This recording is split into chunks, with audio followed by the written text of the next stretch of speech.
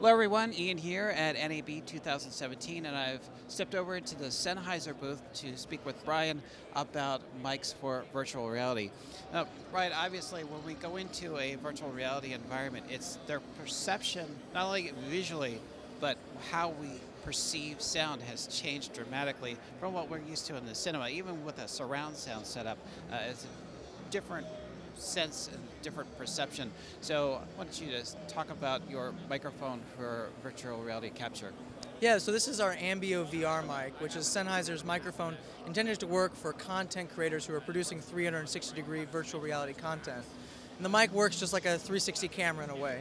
Just as you have a whole bunch of cameras looking all different directions to see, all these different perspectives. So that at playback, the end viewer can turn and look in any direction he wants or she wants. This does the same with audio.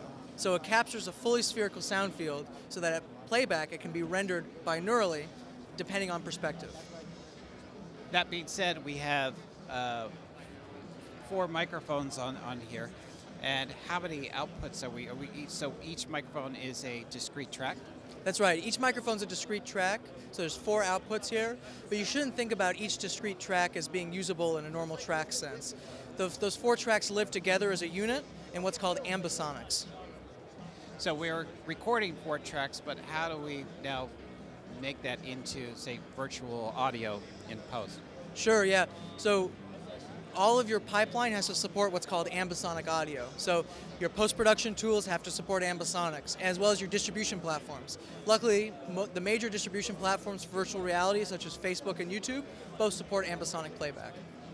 So at minimum, we're going to need an audio recorder with 4 discrete tracks of audio.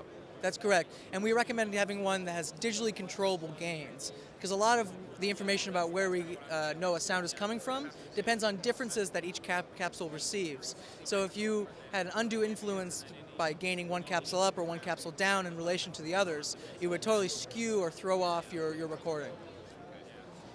In terms of physical placement of your microphone in relationship to, say, an Ozo or another type of VR camera, where do we want to think about placing the microphone? Yeah, so the placement of the microphone defines the perspective of the listener. So where you place the microphone is where the listener will hear from. So in most cases, you want to place it as close to the camera's perspective as possible, while avoiding things like reflections and occlusion from the camera itself. So we'll just take a closer look at it. Maybe you can explain the different components of the microphone to us. So you see here on the microphone, to start at the top here, we have our standard basket. Now that's required for RF protection and should always be on the microphone when it's being used. For wind protection, we provide a small foam windscreen with the microphone, but in real windy environments, you're going to want to use a Rycote 25mm BBG that's compatible with this microphone. Go ahead. Looking underneath the hood here, we see that the microphone consists of 4 capsules in a tetrahedral arrangement. These are 4 cardioid capsules. These are capsules that Sennheiser has made for a long time. They're electret condensers. And this arrangement, the special arrangement of cardioid capsules, gives you that ambisonics format. And as we continue down this grip of the microphone here, you'll notice an indication of the front and up. It's best to align this with the front and up of your camera to simplify any kind of post-production work. And the rest of the grip is made up of balancing circuits. So the output of the microphone is fully balanced as soon as it leaves the bottom of the microphone. Included with the microphone is a breakout cable that takes our DIN 12 that comes out of the bottom of the microphone, breaks it out to 4 standard balanced XLRs. This can go into any standard field recorder that can provide 4 channels of phantom power. Also included with the microphone, but not shown here, is a 1.5 meter extension of the DIN 12, so you can be more flexible in your placement of the recorder or the microphone. So in terms of pricing, what are we looking at now?